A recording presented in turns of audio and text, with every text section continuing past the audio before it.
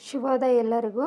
ವೃತ್ತಗಳು ಈ ಒಂದು ಕಾನ್ಸೆಪ್ಟಿಗೆ ಸಂಬಂಧಪಟ್ಟಂಥ ನಾವು ನೋಟ್ಸನ್ನು ನೋಡ್ತಾ ಇದ್ವಿ. ಅದರಲ್ಲಿ ಮುಂದುವರೆದ ಭಾಗ ಇದೆ. ವೃತ್ತದ ವಿಸ್ತೀರ್ಣವನ್ನು ಕಂಡುಹಿಡಿಯುವ ಸೂತ್ರ 5r².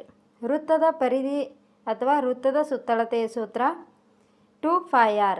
ಇಲ್ಲಿ 5 ಅನ್ನೋದು ಒಂದು ಗ್ರೀಕ್ ಪದವಾಗಿದ್ದು ಇದನ್ನು ಮೊದಲು ಆರ್ಕಿಮಿಡಿಸ್ ಅಂತಕ್ಕಂಥವ್ರು ಪ್ರತಿಪಾದಿಸಿದರು. ಪಾಯಿನ ಬೆಲೆಯ 22 ಅಥವಾ ಇದನ್ನು ಇನ್ನೂ ನಾವು ದಶಮಾಂಶಕ್ಕೆ ಪರಿವರ್ತಿಸಿದಾಗ 3.142 ಇದರ ಬೆಲೆಯಾಗಿರ್ತೈತಿ. ಈ ಬೆಲೆಯನ್ನು ತಿಳಿಸಿಕೊಟ್ಟವರು ಆರ್ಯಭಟ್ಟ.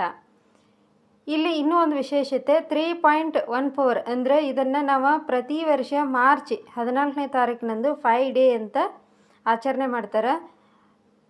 ಇಲ್ಲಿ 3 ಮೀನ್ಸ್ ಮಾರ್ಚನ್ನು ಸೂಚಿಸಿದರೆ 14 ಇದ್ದದ್ದು ಡೇಟನ್ನು ದಿನಾಂಕವನ್ನು ತೋರಿಸ್ತೈತಿ. ಇನ್ನು ಆರ್ ಮತ್ತು ಡಿಗೆ ಸಂಬಂಧ ಆರ್ ಅಂದರೆ ತ್ರಿಜ್ಯ, ಹಾಗೆ ವ್ಯಾಸಕ್ಕಿರುವ ಸಂಬಂಧ ಏನು ಅಂದರೆ R = ಯಾವಾಗಲೂ D/2 ಆಗಿರ್ತೈತಿ. ಅಂದರೆ ವೃತ್ತದ ತ್ರಿಜ್ಯವು ಅದರ ವ್ಯಾಸದ ಅರ್ಧದಷ್ಟು ಇರುತ್ತದೆ.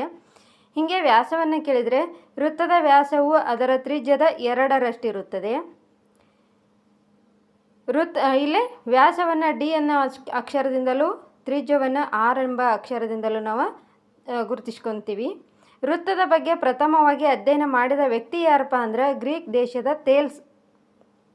ವ್ಯಾಸವು ವೃತ್ತವನ್ನು ಅರ್ಧಿಸುತ್ತದೆ ಎಂದು ಹೇಳಿದವರು ಥೇಲ್ಸ್. ಅಂದ್ರೆ ಒಂದು ವ್ಯಾಸವನ್ನು ಹೇಳಿದಾಗ ಆ ವ್ಯಾಸವು ವೃತ್ತವನ್ನು ಅರ್ಧಿಸುತ್ತದೆ, 2 ಸಮಭಾಗಗಳಾಗಿ ವಿಭಜಿಸುತ್ತದೆ. ಅದನ್ನು ಕಾನ್ಸೆಪ್ಟನ್ನು ಹೇಳಿದವರು ಥೇಲ್ಸ್. ಇಲ್ಲಿ ವ್ಯಾಸಕ್ಕೂ ವೃತ್ತದ ವ್ಯಾಸಕ್ಕೂ ಮತ್ತು ವೃತ್ತ ಪರಿಧಿಗೆ ಇರುವ ಸಂಬಂಧವನ್ನು ಅನುಪಾತಗಳಲ್ಲಿ ಏನಾರು ಕೇಳಿದರೆ ವ್ಯಾಸವು 1 ಆದರೆ ಪರಿಧಿಯು ಅದರ 3ರಷ್ಟು ಇರುತ್ತದೆ. ಅಂದರೆ 1:3 ವ್ಯಾಸ ಅನುಪಾತ ಪರಿಧಿಯನ್ನು ತಗೊಂಡಾಗ.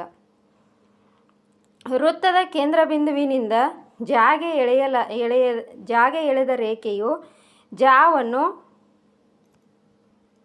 2 ಸಮಭಾಗಗಳಾಗಿ ವಿಭಾಗಿಸುತ್ತದೆ ಮತ್ತು ಈ ಒಂದು ಜಾಕೆ ಎಳೆದಂಥ ಒಂದು ವೃತ್ತ ಕೇಂದ್ರದಿಂದ ಎಳೆದಂಥ ರೇಖೆ ಜಾಕೆ ಲಂಬವಾಗಿಯೂ ಕೂಡ ಇರ್ತೈತಿ.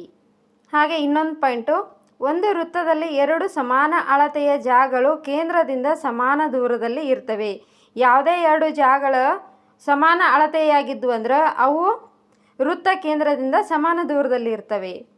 ಒಂದು ವೃತ್ತದಲ್ಲಿ ಸಮಾನ ಅಳತೆಯ ಜಾಗಗಳು ಕೇಂದ್ರ ಬಿಂದುವಿನಲ್ಲಿ ಉಂಟು ಮಾಡುವ ಕೋನಗಳ ಅಳತೆಯು ಸಮವಾಗಿರುತ್ತದೆ. ಅಂದರೆ ಇಲ್ಲಿ ವೃತ್ತದ ಯಾವುದೇ 2 ಜಾಗಗಳು ಅವು ಸಮಾನ ಅಳತೆಯ ಜಾಗಗಳೇನಾದರೂ ವೃತ್ತ ಕೇಂದ್ರದಲ್ಲಿ ಒಂದು ಕೋನವನ್ನು ಏರ್ಪಡಿಸಿದಪ್ಪ ಅಂದ್ರೆ ಆ ಕೋನಗಳು ಯಾವಾಗಲೂ ಒಂದಕ್ಕೊಂದು ಪರಸ್ಪರ ಸಮವಾಗಿರುತ್ತವೆ. ಸಮಾನ ಅಳತೆಯ ಜಾಗಗಳಿಂದ ಉಂಟಾದ ತ್ರಿಭುಜಗಳು ಕೂಡ ಸಮಾನ ವಿಸ್ತೀರ್ಣವನ್ನು ಹೊಂದಿರುತ್ತವೆ. ಆದ್ದರಿಂದ ಅವು ಸರ್ವಸಮ ತ್ರಿಭುಜಗಳಾಗಿರುತ್ತವೆ. ಇದು ವೃತ್ತದಲ್ಲಿ ಜಾದಿಂದ ಕೇಂದ್ರಕ್ಕೆ ಅಥವಾ ಕೇಂದ್ರದಲ್ಲಿ ನಿರ್ಮಾಣವಾದ ಕೋನವು ಅದೇ ಜಾದಿಂದ ಪರಿಧಿಯಲ್ಲಿ ಉಂಟಾದ ಕೋನದ 2ರಷ್ಟಿರುತ್ತದೆ. ಇದನ್ನು ಹಿಂಗೂ ಹೇಳ್ಬೋದು, ಜಾದಿಂದ ಉಂಟಾದ ಪರಿಧಿಯ ಕೋನವು ಅದೇ ಜಾದಿಂದ ಉಂಟಾದ ಕೇಂದ್ರ ಕೋನದ ಅರ್ಧದಷ್ಟಿರುತ್ತದೆ. ವೃತ್ತದ ಪರಿಧಿಯ ಮೇಲೆ ಎಳೆಯಲಾದ ಎಲ್ಲ ಕೋನಗಳು ಒಂದೇ ಜಾದಿಂದ ಏರ್ಪಟ್ಟಿದ್ದರೆ ಆ ಎಲ್ಲ ಕೋನಗಳು ಸರ್ವಸಮವಾಗಿದ್ದವು. ಆ ತ್ರಿಭುಜಗಳು ಕೂಡ ಸರ್ವಸಮ ತ್ರಿಭುಜಗಳಾಗಿರುತ್ತವೆ. ವೃತ್ತದಲ್ಲಿ ಉಂಟಾದ ಕೋನಗಳ ಪರಿಕಲ್ಪನೆ. ವೃತ್ತದ ಒಳಕೋನಗಳ ಮೊತ್ತ 360 ಡಿಗ್ರಿ ಆಗಿರುತ್ತದೆ. ತ್ರಿಜ್ಯಾಂತರ ವೃತ್ತಖಂಡದ ವಿಸ್ತೀರ್ಣವನ್ನು ಕಂಡುಹಿಡಿಯುವ ಸೂತ್ರ T/360 ಡಿಗ್ರಿ × 5r². ಇಲ್ಲಿ ತ್ರಿಜ್ಯಾಂತರ ವೃತ್ತಖಂಡ ಅಂದರೆ ಇದು 2 ತ್ರಿಜ್ಯಗಳಿಂದ ಆವೃತವಾದಂಥ ಒಂದು ವೃತ್ತಖಂಡ, ತ್ರಿಜ್ಯಾಂತರ ಖಂಡ ಅಂತೀವಿ. ಈ ಖಂಡದ ವಿಸ್ತೀರ್ಣವೇನಾದರೂ ಕಂಡುಹಿಡಬೇಕಾಯ್ತು. ಟೀಟಾ ಮೀನ್ಸ್ ಈ ಕೇಂದ್ರದಲ್ಲಿ 2 ತ್ರಿಜ್ಯಗಳ ನಡುವೆ ಉಂಟಾದಂಥ ಕೋನ ಟೀಟಾ ಆಗಿರ್ತೈತಿ ಮತ್ತು ಇವೆರಡು ತ್ರಿಜ್ಯಗಳಾಗಿರ್ತಾವೆ. ಆ ಟೀಟಾ ಮತ್ತು ತ್ರಿಜ್ಯದ ಅಳತೆ ಗೊತ್ತಿತ್ತು ಅಂದರೆ ನಾವು ತ್ರಿಜ್ಯಾಂತರ ಖಂಡದ ವಿಸ್ತೀರ್ಣವನ್ನು ಈ ಸೂತ್ರ ಹಾಕೋ ಮೂಲಕ ಕಂಡುಹಿಡಿಬೋದು. ವೃತ್ತಖಂಡದ ಕಂಸದ ಉದ್ದ, ವೃತ್ತ ಕಂಸ, ಇದಕ್ಕೆ ಕಂಸ ಅಂತ ಕರಿತೀವಿ. ಈ ಕಂಸ ತ್ರಿಜ್ಯಾಂತರ ಖಂಡ ಏನು ಏರ್ಪಟ್ಟಿರ್ತೈತಲ್ಲ ಆ 2 ಬಿಂದುಗಳ ಈ ಜಾಗಗಳ ಬಿಂದುಗಳ ನಡುವಿನ ಈ ಒಂದು ಪರಿಧಿಗಿನ ಕಂಸ ಅಂತ ಕರಿತೀವಿ. ಈ ಕಂಸದ ಅಳತೆಯನ್ನೇನಾದರೂ ಕಂಡುಹಿಡಿಯುವ ಸೂತ್ರ ಅಗೇನ್ ಇಲ್ಲಿ ವೃತ್ತ ಕೇಂದ್ರದ ಕೋನ ಟೀಟಾ ಗೊತ್ತಿರಬೇಕು. Theta / 360 × 2πr. ಇದು ಪರಿಧಿಯ ಸುತ್ತಳತೆಗೆ ನಾವು θ/360 ಗುಣಾಕಾರ ಮಾಡಿದಾಗ ನಮ್ಗೆ ವೃತ್ತಖಂಡದ ಒಂದು ಕಂಸ ಗೊತ್ತಾಗ್ತೈತಿ. ಇದಿಷ್ಟು ಆಗಿತ್ತು ಈ ವೃತ್ತಕ್ಕೆ ಸಂಬಂಧಿಸಿದಂಥ ಇಂಪಾರ್ಟೆಂಟ್ ನೋಟ್ಸು.